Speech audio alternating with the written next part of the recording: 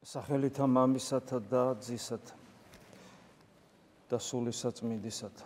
ქრისტეს ღმერთობის სადმირ წმენა ხშირად შეგვიდარებია მზეს, რომელიც ამოდის რა ცაზე, ყველა ვარსკვლავს ფარავს. აღარაფერის ჩანს გარდა მზისა. პეტრე მოციქული ამბობს კიდევაც, გახსოვთ, რომ ქრისტეს ღმერთობის სადმირ წმენა ჩვენს გულში ანთებული სანთელია, რომელსაც ძალიან უნდა გაუფრთხილდეთ, იმიტომ რომ თუ არ გაუფრთხილდებით, ის შეიძლება ჩაქრეს ჩვენთვის, ხოლო თუ გაუფრთხილდებით, ის მზედ გადაიქცევა. და როცა ის გადაიქცევა მზედ, ჩვენში აღარ დატოვებს ღირებულებას არანაირს, გარდა იმისა, რასაც ცოცხალი ღმერთი ქვია და ასევე ის, რაც ღმერთთან შესაძლებელია იყოს. ღმერთთან შესაძლებელია იყოს მხოლოდ ადამიანი, რომელიც მისი ხატი და მსგავსია. და შესაბამისად ადამიანი კონცენტრირებული ხდება ღმერთზე და ადამიანზე. სხვა ყველაფერი, რაც ჩვენ გვახარებს, სიამოვნებას გვანიჭებს, გვაბედნიერებს, ცხოვრების საზრისად გვაქცევს, ათასნერი იდეოლოგია ხო, რისთვისაც ადამიანები თავს წირავდნენ. ჩვენ ვიცით უამრავი მაგალითი, თუნდაც ჩვენი უახლესი ისტორიიდან, მაგრამ დღესაც იგივეა ზუსტად. სხვადასხვა იდეოლოგიები არსებობს, რომლებისთვისაც ადამიანები თავს წირავენ. სამშობლოს იდეოლოგია იქნება, რომლისათვისაც შეიძლება თავის გაწირვა არ ღირდეს, თუ სამშობლო ქრისტიანული არ იქნება. ჩვენთვის, ქართველებისთვის ეს სრული კომფორტი გქონდა. ეს გენეტიკური მოთხოვნილება სამშობლოს დაცვისა შერწყმული იყო ქრისტეს აღსარებლობასთან და ქრისტეს სარწმუნოების დაცვასთან. გესმით, აი ეს ჩვენთვის ეს საოცრება იყო ყოველთვის. ამიტომ ქართველი კაცი როცა სამშობლოს იცავდა და როცა ომში კვდებოდა, ის სინამდვილეში კვდებოდა ქრისტესთვის, იმიტომ რომ ჩვენი ისტორია ძირითადად არ იყო გამონაკლისები, რა თქმა უნდა, მათ შორის სამწუხაროდ სამოქალაქო ომებიც საქართველოს ისტორიაში წარსულსაც გულისხმობდა, შედარებით აწყოსაც, მაგრამ ძირითადად ქართველი კაცი როცა ომობდა, ის ომობდა არა მტრის სიძულვილის გამო ან პერსონალური სიძულვილის გამო ვინმეს მიმართ, არამედ ქრისტეს დასაცავად, ანუ ქრისტესთვის კვდებოდა. არანაირი ღირებულება არ არსებობს. იქ სადაც ღმერთი არ არის, ყველაფერი ტყუილია. ჩვენ ქრისტიანებმა ეს კარგად უნდა გავაცნობიეროთ. რა თქმა უნდა, ჩვენ ეკლესიაში ვართ და მადლობა ღმერთს ამისათვის. მაგრამ ჩვენ ჯერ გვითხოვს, რომ ეკლესიაში ყოფნა ჯერ კიდევ არ ნიშნავს იმას, რომ შენ თავისუფალი ხარ კერთაყვანისმცემლობისგან. იმიტომ რომ ნებისმიერი ღირებულება შენთვის შეიძლება ღირებულება ის თავისთავად არ იყოს, შენთვის იყოს ღირებულება. ნებისმიერი ღირებულება, რომელსაც შენ ღირებულებად მიიჩნევ, თუ მის მიმართ უფრო ემოციური, გრძნობისმიერი დამოკიდებულება გაქვს. და შეიძლება ეგზისტენციალურიც არ უნდა სასაცილო ჟღერდეს, ვიდრე ქრისტესადმი შენ კერთაყვანისმცემელი ხარ. თუ შენ რაიმეს დაკარგვა უფრო გაშინებს ამ სოფელში, ვიდრე ქრისტეს დაკარგვა შენ კერთაყვანისმცემელი ხარ. თუ რაიმესკენ უფრო მეტად მიისწრაფი და უფრო მეტად გენატრება, ვიდრე ქრისტე შენ კერთაყვანისმცემელი ხარ. და ამიტომ ჩვენ კარგად უნდა დავაკვირდეთ საკუთარ გულს. მეგონი შაბათსაც გითხარით, რომ ისააკასურის ეს განსაცვიფრებელი სიტყვები, ყოველ ნაბიჯზე დააკვირდით საკუთარ გულს. ყოველ ნაბიჯზე. რამდენჯერმე იმეორებს ამას. არა ის, რომ დღეში ერთხელ დააკვირდე და საღამობით დააკვირდე. ყოველ ნაბიჯზე, როცა დგავ ნაბიჯს, რამდენად სწორ მდგომარეობაში იმყოფება შენი გული, რამდენად მისთვის მნიშვნელოვანია მზე, რომელიც ჩვენში უნდა ანათებდეს. ესეთი მდგომარეობა ადამიანის ცხოვრებას, რა თქმა უნდა, თავის კვალს ამჩნევს, რა თქმა უნდა, ადამიანს ეს ეტყობა. რა თქმა უნდა, ადამიანი ნელ-ნელა ქრისტეს მსგავს არსებად გარდაიქცევა. რა თქმა უნდა, ნელ-ნელა ადამიანი ახალი ქმნილება ხდება. რა თქმა უნდა, ასეთი ადამიანი აკეთილშობილებს თავის გარემო მყოფ ადამიანებს, მათ აძლევს სიცოცხლის მოტივაციას, ის მარილი ხდება ამ სამყაროს, ნათელი ხდება ამ სამყაროს, ნათელი, რომელიც ბრწყინავს, არ უშეუმჩნეველი არ არის, ხდება როგორც სანთელი ანთებული, თქვათ, მაგიდაზე, რომელიც ოთახს ანათებს, ის ხდება მთის წვერზე აშენებული ქალაქი, რომელიც ყველა მიმართულებიდან ჩანს და ჩვენ თუ გადავხედავთ წმინდათა ისტორიას და ვინახავთ ასეთ უამრავ მაგალითს, უამრავს. და ეს ჩვენი ვალდებულება უფალმა მოგვიწოდა ამისაგან. უფალმა პირდაპირ გითხრა, რომ ისე უნდა ბრწყინავდეს, თქვენ ხართ ნათელი სოფლისა გითხრა. ჯერ ამბობს მე ვარ ნათელი, რაც აქაც ხატსაც აწერია. მე ვარ ნათელი და ეგ არის, რა თქმა უნდა, ღმერთია ნათელი. მაგრამ მე ჩვენ მოგვიბრუნდება და გვეუბნება თქვენც ნათელი ხართ, იმიტომ რომ მე თქვენში შემოვდივარ. და გვეუბნება თქვენ ხართ ნათელი, ოღონ ეს ნათელი ისე უნდა ბრწყინავდეს, რომ გარშემოყოფი ადამიანებისათვის გახდეს мотиваცია ღვთისძიების. ჩვენ თუ ამ კუთხით შევაფასებთ საკუთარ თავს და ვინახავთ, რომ რაღაცა ვერა ვართ. და ვერა ვართ იმიტომ, რომ არა ვართ კონცენტრირებული იესო ქრისტეზე. იესო ქრისტესადმი კონცენტრირებულობა ჩვენი ცნობიერებისა და ჩვენი მთლიანად სიცოცხლისა და ყოფიერებისა ჩვენთვის რთული იმიტომ კი არ არის, რომ ჩვენ რწმენა არ მოგვცა ღმერთმა, მოგვცა რწმენა. შეიძლება ჩვენ არჩევანიც კი გავაკეთეთ, ნეტავი ეგრე იყოს, რომ რწმენას რომ ღმერთი გაძლევს, არჩევანს მე შენაკეთებ. არჩევანს შესმაგრად ღმერთი არ აკეთებს. რატომღაც მოგვცა რწმენა და ვიღაცას არ აქვს ეს რწმენა და შენ მოგვცა, მაგრამ შენ მე არჩევანი უნდა გააკეთო. ჩვენ შეიძლება რწმენა მოგვეცა, ჩვენ შეიძლება არჩევანიც გავაკეთეთ, მაგრამ ეს არ არის საკმარისი. მე იწყება ნაბიჯების გადადგმა და აი იგი სააკასური გაგვახსენდა ესე. ყოველ ნაბიჯზე საკუთარ თავს ამოწმებ, აბა სად მიდიხარ, ხომ არ აცდი. მუდმივად მობილიზებული, მუდმივად საბრძოლო განწყობაზე, მუდმივად ფხიზელი, მუდმივად მღვიძარე, მუდმივად განჯის უნარის მქონე. აუ ეგრეთ გძნელია დავიღალე ვიღაცა იტყვის. ადამიანი აქ დასასვენებლად არ არის ამ სამყაროში მოსული. ადამიანი ამ სამყაროში მოსულია იმისათვის, რომ სასופველი დაიმკვიდროს.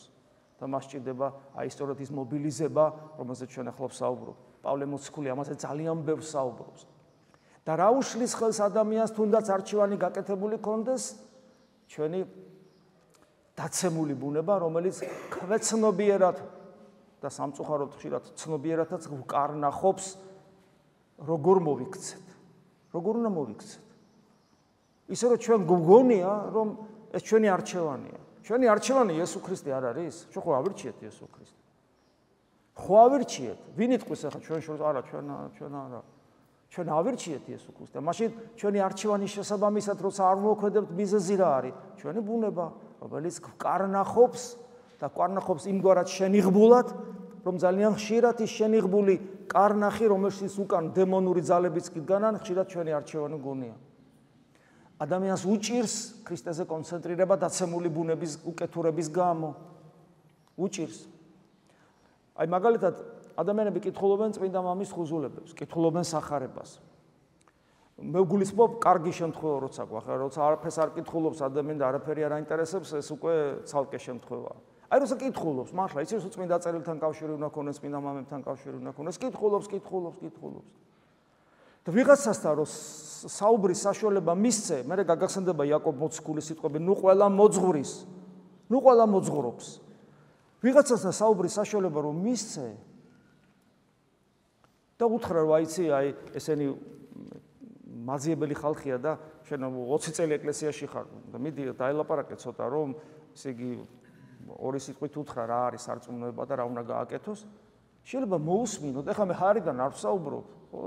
სავსეა ინტერნეტის ათასნაირი თქვათ საუბრებით, ქადაგებებით და ადამიანებსაც ხო ვიცნობთ, ხვდებით, საუბრობთ, ჩვენი საკუთარი თავიც ვიცით და შეიძლება 1 საათი ელაპარაკოს. როგორი კარგი უნდა იყო, როგორი ზნეობრივი უნდა იყო, როგორ უნდა ებრძოლო ვნებებს, როგორ უნდა დაამარცხოს სხვადასხვა მავნე მიდრეკილებები, როგორ უნდა გიყვარდეს მოყვას. ერთხელ შეიძლება ქრისტე არ ახსენოს.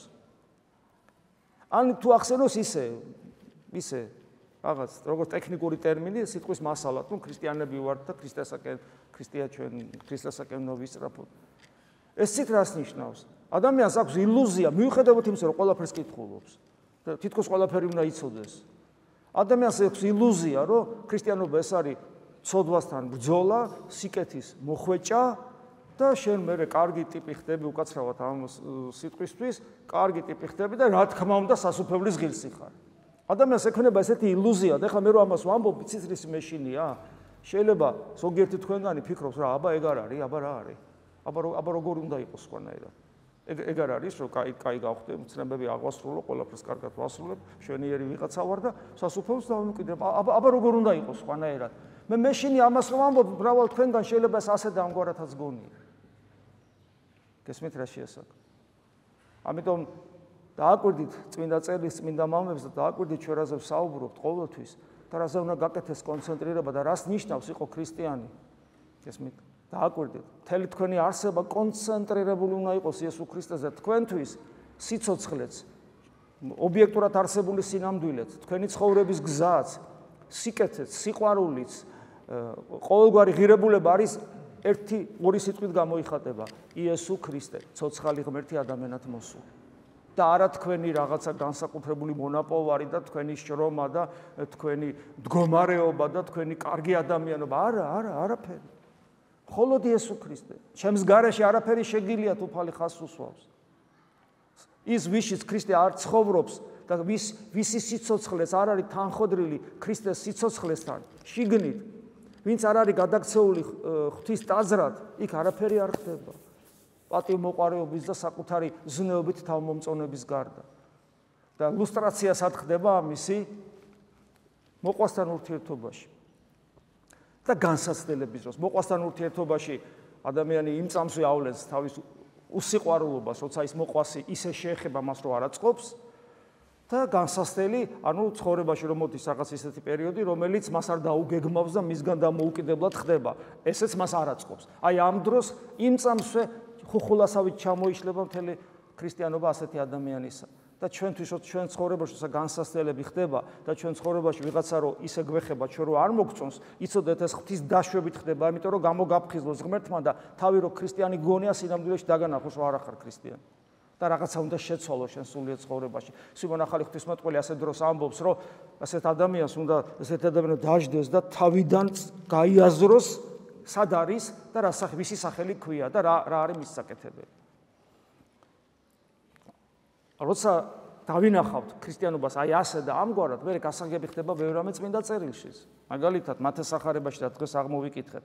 ყოველმან რომელმან აღიაროს ჩემ და მოწინაშე კაცს და მეც ვაღიარო წინაშე მამისა ჩემისა ზეცათას.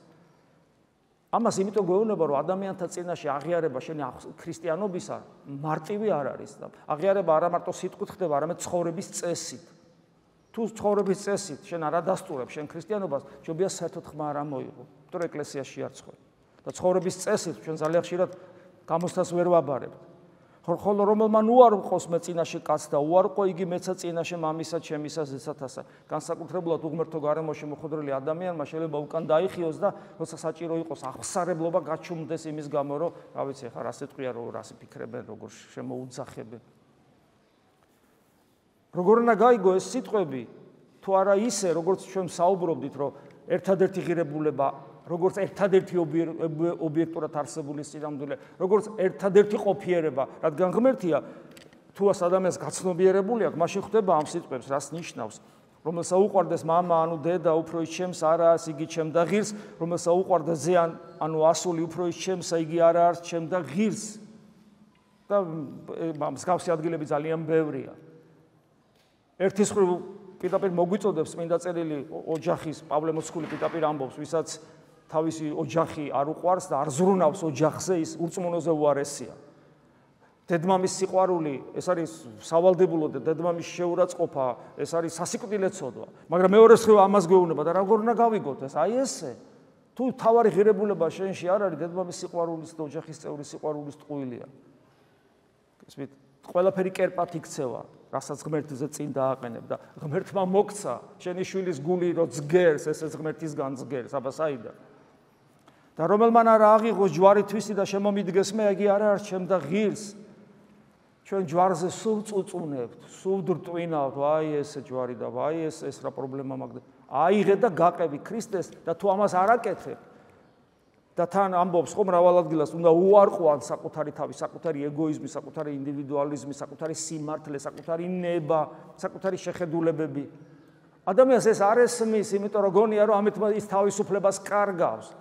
ის თავისუფლებას კი არ კარგავს, ამით ის თვითნებობას კარგავს, როცა ჩვენთვის ეს უმნიშვნელოვანესი ნიჭი ტრანსცენდენტული ღირებულება თავისუფლებისა მოცემულ ამ უდიდეს ნიჭს ვაყენებთ ჩვენი ქვენაგრძნობების ეგოიზმის სამსახურში. თავისუფლება არის თვისება, არსობრივი თვისება ღმერთისა.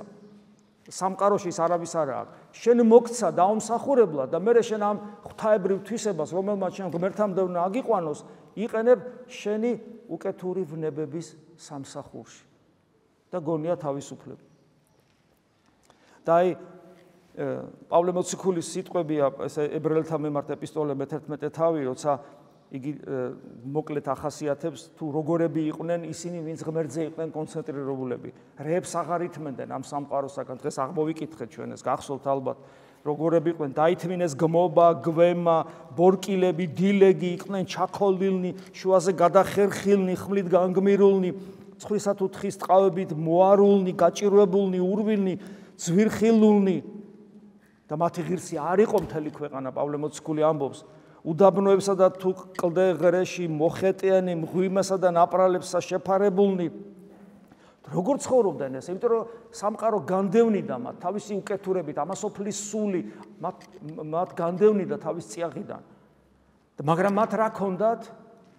ყოველ მათგანს კეთილი მოწმობა ქონდა თავისი რწმენის წყალობით. შიგნით რომ გიმოწმებს, რომ ღმერთი არის და არა მარტო არის, ის შენთან არის. და შენში უკვე მარადიული სიცოცხლის სუნთქვა. შენ რო გძნობ, რომ მარადიული ხარ, შენ არასოდეს მოკვდები, არამედ გარდაიცვალები სიკვდილისაგან სიცოცხლეში და შენ მზეს რომ ატარებ საკუთარ თავში და არაფერი უკვე ჩხილის მოჭრასავით როა ფიზიოლოგიური სიცოცხლეს, არაფერი ღირებულება რო აღარ არსებობს ღმერთის გარდა, ამიტომ დაუმარცხებელი ხარ. მაგრამ სამყაროს არ უყვარ ხარ. სამყარო მოვიდა ღმერთი და ეცრენ ძაღლებივით და მოკლეს უნდა მეთქვა, მოვკალით. თორსა ჩვენ ამასოფლის სული ჩვენშია. მაგრამ ისინი და აი აქ საუბრობს ჩვენს ერთობაზე, ჩვენს მათთან ერთობაზე. საჩანს ეს, რომ მათ მიუხედავად იმისა, რომ ესეთები იყვნენ და მოწმობა ქონდათ კეთილი, ვერ მიიღეს აღთქმული, რადგანაც ღმერთმა წინასწარ გაანჭვრიტა ჩვენთვის უმეტესი სიკეთე. ჯერ ერთი ძველი აღთქმის ადამიანები უფლის განკაცებას ელოდებოდა, რომ ისინი ჯოჯოხეთიდან ამოეყვანათ, მაგრამ ჯოჯოხეთიდან ამოყვანაც არ არის სრული სიკეთეში შესვლა, იმიტომ რომ სრული სიკეთე დამყარდება უფლის დიდების დაბრუნების მერე. ამიტომ ყველა გარდაცვლილი ადამიანი გველოდება, ჩვენ გველოდება ხორცში მყოფ ადამიანებს, სანამ ყველანი ერთად არ შევიკრიბებით. ანუ მათ აქვთ ღვთის სიყვარული და მოყვას სიყვარული და წმინდა წერილში იცით, რამდენიმე ადგილას არის, მათ შორის გამოცხადებაშიც არის ეს როცა როგორ ლოცულობენ ღვთის წინაშე წარმსდგარი სულები ჩვენთვის. როგორ ავედრებენ ჩვენ თავს. მათ ჩვენ ვუყვარვართ და ისინი გველოდებიან, სანამ ყველანი ერთად არ შევიკრიბებით. რათა უჩვენოთ არ გამხდარიყვნენ სრულქმნილნი. სრულქმნილება ადამიანისა დადგება მაშინ, როცა უფალი დაბრუნდება და ყოველი ადამიანის სრული ხორცითაც და სულითაც მის მარჯვნივ დადგება. და ეს ადამიანები როგორები არიან? ღრუბელივით გარს გვახვევია ესოდენი მრავალი მოწამე, რომლებიც ამოწმებდნენ თავიანთ ცხოვრების წესით, რომ ღმერთი არის. ღრუბელივით ისინი ჩვენი მეოხნი არიან. საქართველოს მაგალითზე ჩვენ ფეხზე ვდგავართ ორი რამის გამო. პირველი, აი ამ სოფლიო გაუგონარ საშინელ რაღაცა კაკაფონიაში, რომელიც თვითმკვლელობის ჟინით არის შეპყრობილი, სოფლიო არის სუიციდურ მდგომარეობაში.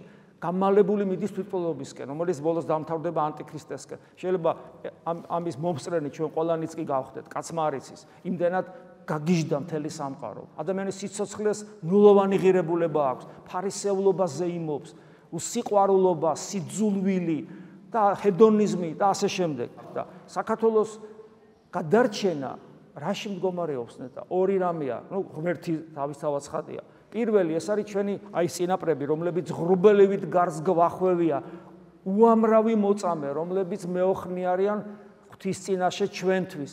დღეს აქ ყოფი ქართველებისათვის ეს ერთი და მეორე. იმედი მაქვს, რომ ჩვენში 10 მართალი არსებობს. 10 მართალი არსებობს, რომლის გამოც შეიძლებოდა სოდომ გომორის კი გადაერჩინა ღმერთს. გახსოვთ ხო, თუ 10 მართალი იქნებოდა, სოდომ გომორი აღარ დაიწვებოდა. მე იმედი მაქვს, რომ ეს 10 მართალი საქართველოში არის და ამიტომაც ჯერჯერობით ასეთი სიმშვიდეა და თუ ეს 10 მართალი კვლავ დარჩება, საქართველოში 10 სიმბოლური ციფრია, თავისთავად ცხადია და არა რაოდენობრივად 10 მართლა. რაღაცა რაოდენობა, რაღაცა კრიტიკული მასა ღვთისმსერდგული ადამიანებისა თუ არსებობს საქართველოში, საქართველო გადარჩება. და აი ამ ორი რამის იმედი გვაქვს. სხვა საქართველოს არაფერი არ გადაარჩენს. და აი ამ ლომების ჭიდილში მსოფლიოში გაისრისება პატარა ქინქლასავი. და ეს იქნება სულიერი და ფიზიკური ტრაგედია ერთდროულად. ღმერთმა დაგვიფაროს. და აი რადგან ჩვენ ასეთი იმედი გვაქვს, ამიტომ ჩამოვიშოროთ ყოველგვარი სიმძიმე და სიმძიმეში რა იგულისხმება ის კი არა რომ ამ ცხოვრების სიმძიმე მაწუხებს განმარტავს იქვე ხელფეხ შემკვრელი ცოდვა. ანუ ღმერთთან დაკარგული კავშირი აღვადგინოთ. ცოდვა ეს არის ღმერთთან კავშირის დაკარგვა. ამიტომ ცოდვა, რომელიც გკრავს უღმერთობა, ეს უნდა მოვიცილოთ, თუ გინდა რომ გადავრჩეთ. და მოთმინებით, აი აქ გამოდის მოთმინების ვალდებულება. მოთმინების გარეშე ვერასოდეს ვერც ერთი ადამიანი ვერ მივა ღმერთამდე. იმიტომ რომ ყოველ ადამიანს წინ უამრავი განსასწრელი ელის და მოთმინებით შეიძლება გადალახვა ამ განსასწრელების სხვანაირად ვერა, იმიტომ რომ მოთმინების გარეშე ადამიანი აუცილებლად გაბოროტდება. ამიტომ პავლე მოციქული ამბობს, მოთმინებით გავლიოთ ჩვენს წინაშე მდებარე სარბიელი, ანუ ღვაწლის ადგილი. ანუ არა კომფორტის, არამედ ღვაწლის, გახსოვთ ვიწრო და ეკლიანი გზა უფალი რო ამბობს. აი ეს არის სარბიელი. მაგრამ ეს რომ გავიაროთ, ვიწრო და ეკლიანი გზა, ჩვენი სარბიელი, რომ ღირსეულად გავლიოთ, რომ მოთმინება შევინარჩუნოთ და არ დავკარგოთ, ამიტომ ჩვენ გვქონდა ძლიერი мотиваცია და რა არის ეს мотиваცია? თვალი მივაპყროთ იესოს ჩვენი რწმენის წინამძღვარს და არა მარტო წინამძღვარს, არამედ სრულყოფს. სრულყოფილი რწმენა რა არის? ზეციურ მამას რო ემსგავსები, ანუ შენ რწმენას არ აქვს მდგომარეობა, რომლის მერეც იტყვი, რომ არა, მე რწმენაში გაძლიერება აღარ მჭირდება. ეგეთ რამე არასოდეს იქნება. რწმენა დინამიური პროცესია, რომელიც უნდა იზრდებოდეს. და თან მაგალითი მოგცა იესო ქრისტე ხო მარტო ღმერთი არ არის, სხვა ადამიანიც არის და მაგალითი ადამიანმა, ის ადამიანად მოვიდა და როგორც ადამიანმა მოგცა მაგალითი, ეს ადამიანური მაგალითი რა იყო? მის წინ მდებარე სიხარულის წინ დაითმინა ჯვარი უგულებელს ყოს სირცხვილი. როგორც ადამიანი მოვიდა იმისათვის, რომ ეღვაწა და ჩვენთვის გზის მკვლევი გახდა და დაჯდა ღვთის ტახტის მარჯვენით მამისა. და მე იტყვის უფალი, რომ მე ნებავ, სადაც მე ვარ, თქვენც იქ იყოთ და აპოკალიფსის სიტყვები ხშირად გამიმეორებია თქვენთვის. მე მინდა შენ დაჯდე ჩემს მარჯვნივ, როგორც მე ვზივარ მამის მარჯვნივ, ეს ნიშნავს საღვთო ძალაუფლებაში, საღვთო დიდებაში ღმერთთან მყოფობას, ღვთისშვილის სტატუსით და შენსა და ღმერთს შორის ერთი რამე არის განმასხვავებელი. ღმერთი არსით არის ღმერთი და შენ მადლით გახდები ღმერთი. აი ამ დიდებაში შევყავართ უფალს. და შემდეგ პავლე მოციქული გვეუბნება იფიქრეთ იმაზე, ვინც ყოველივეს დაითმინა, ცოდვილთაგან ქრისტეზე იფიქრეთო. იფიქრეთ ქრისტეზე. რათა არ შედრკეთ და არ წახვდეთ სული სიმხნევე და როცა ბრძოლით დაიღლები და როცა რაღაცას ვერ ამარცხებთ, გაიხსენეთ კიდევ ერთი მნიშვნელოვანი პავლე მოციქულის სიტყვები, რომელსაც მე ასევე ხშირად გიმეორებ. რატო ვერ ვამარცხებთ ჩვენში უღმერთობას? იმიტომ რომ ჯერ კიდევ სისხლამდე არ მდგახართ ცოდვის წინააღმდეგ. ეს სიტყვები ჩვენთვის წერია. არა მონოზვნებისთვის, არამედ ჩვენთვის, ანუ ყველასთვის.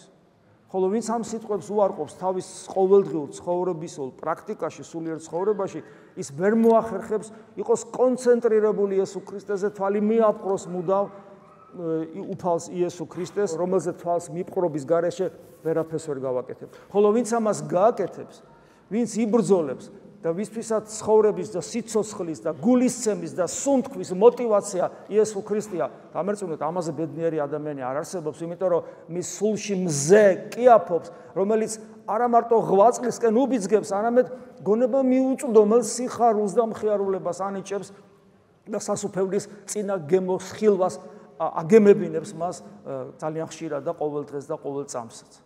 აი ეს არის ქრისტიანობა. ეს არის ჭეშმარიტი რწმენა. რომელიც სულის მდუღარებაში და ჩვენს გულში ცეცხლის არსებობას გულისხმობს. გთხოვ უფალს, რომ შეგვეწიოს, რომ ჭეშმარიტი ქრისტიანები ყოფილიყავით. ნუ ვითამაშებთ ჩვენი სულის მარადიული ყოფიერებით, ჩვენი სულის ცხონებით, ჩვენი სიცოცხლით, ნუ ვითამაშებთ, არამედ აღარ მოვედით, ღირსეულნი ვიყო და ღირსეულობა ნიშნავს არა იმას, რომ მე კარგი ვარ, არამედ ჩემში ცხოვრობს იესო ქრისტე. ამინ. მადლი უფლისა ჩვენისა იესო ქრისტეს და სიყვარული ღვთისა და მამის და ზიარება სულისა წმინდისა იყოს თქვენ ყოველთა თანა. ამინ.